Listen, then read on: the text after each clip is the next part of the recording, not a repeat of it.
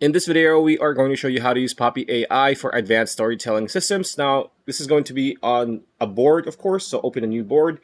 And there are two ways to go about this in a very basic manner. So first one is just create groups where different types of media or different types of elements for your story uh, is going to be put, right? So that you don't just, like make it too messy for yourself. You need to be much more organized, right? So, for example, character references or on group one, location references in group two, psychology in group three, and then just connect it to a chatbot like so.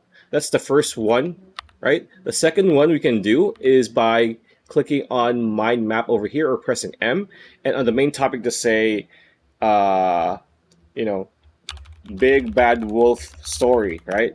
Press enter, and then just create topic. So say European setting,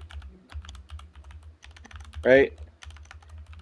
And just add new branches, and then just integrate your uh, female lead character, right?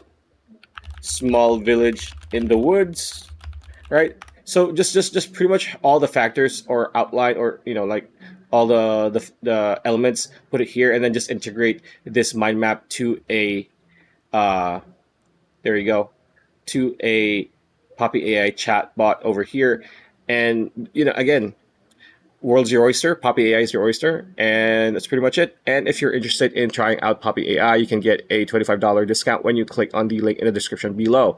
Pretty much it. That's a video. Hope you liked it. Like, comment, share, subscribe, ring that bell icon. I'll see you on the next video.